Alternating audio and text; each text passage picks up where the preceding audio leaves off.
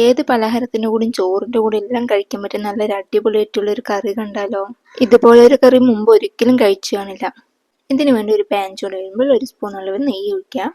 നെയ്യ് ഒരു heart shape ഉണ്ടല്ലേ, അതിലോട്ട് കുറച്ച് ഓയിൽ ഒഴിക്കുക. ഞാൻ ഒഴിച്ച ഓയിൽ കുറച്ച് കൂടിപ്പോയിട്ട് നിങ്ങൾ കുറച്ച് ഒഴിച്ചാൽ മതി.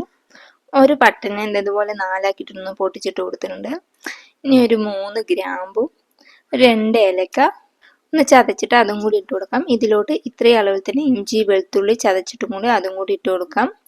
നന്നായിട്ടൊന്ന് വഴറ്റി കൊടുക്കാം. ഇതിൻ്റെ പച്ചമണമൊക്കെ മാറണം. എന്നിട്ട് ചെറുതായിട്ടൊന്ന് മുരിഞ്ഞു വരും. ആ സമയത്ത് മീഡിയം സൈസുള്ള സവാള ഒന്ന് ചെറുതായിട്ട് കട്ട് ചെയ്തും കൂടി ചേർത്ത് കൊടുക്കുക. ഒരു പച്ചമുളക് സെൻറ്റർ കട്ട് ചെയ്തിട്ട് ചേർത്ത് കൊടുക്കാം. നന്നായിട്ടൊന്ന് വഴറ്റിയെടുക്കാം. 1/2 ടീസ്പൂൺ മുളക് പൊടി, 1/4 ടീസ്പൂൺ മഞ്ഞൾപ്പൊടി ചേർത്ത് നന്നായിട്ടൊന്ന് വഴറ്റിയെടുക്കാം.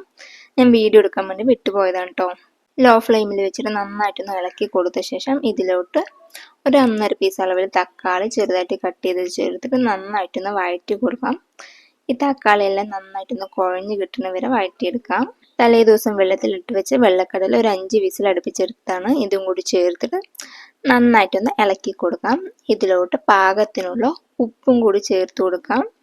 ഇതിലോട്ട് കുറച്ച് കസ്തൂരി മേത്തിയും കൂടി ചേർത്ത് കൊടുക്കാം. കസ്തൂരി മേത്തി ഇല്ലെങ്കിലും കുഴപ്പമില്ല, കുറച്ച് മല്ലിയില ചേർത്ത് കൊടുത്താൽ മതി. ഇനി ഇതിനെ അടച്ച് വെച്ചിട്ട് മീഡിയം ഫ്ലെയിമിലിട്ടിട്ട് കടലയിലേക്കൊന്ന് മസാല പിടിക്കുന്നവരെ ഒന്ന് കുക്ക് ചെയ്ത് കൊടുക്കാം. ഒരു 5 മിനിറ്റോളം കുക്ക് ചെയ്താൽ മതി. 1/2 ടീസ്പൂൺ അളവിൽ കുരുമുളക് പൊടിയും കൂടി ചേർത്തിട്ട് വീണ്ടും നന്നായിട്ടൊന്ന് ഇളക്കിയെടുക്കാം. ഒരു തേങ്ങയിൽ പകുതി തേങ്ങ എടുത്ത് ചിരവിയ ശേഷം കുറച്ച് വെള്ളം ഒഴിച്ചിട്ട് നന്നായിട്ടൊന്ന് അരച്ചെടുക്കാം. അരച്ചെടുത്തത് ഒരു അരിപ്പിയിൽ അരിച്ചെടുത്തതാണ്. തേങ്ങാപ്പാലും കൂടി ചേർത്തിട്ട് തിളവരുന്നതിന് മുമ്പായിട്ട് തന്നെ ഓഫ് ചെയ്ത് കൊടുക്കാം. ഈ കറി കുറച്ച് ലൂസായിട്ടുണ്ട് ഇരിക്കേണ്ടത്, ഇല്ല വെച്ചാൽ ഇത് ചൂടാറുമ്പോൾ കട്ടിയായി വരും. വീഡിയോ ഇഷ്ടമായാൽ ട്രൈ ചെയ്യണേ. സബ്സ്ക്രൈബ് ചെയ്യാൻ മറക്കല്ലേ.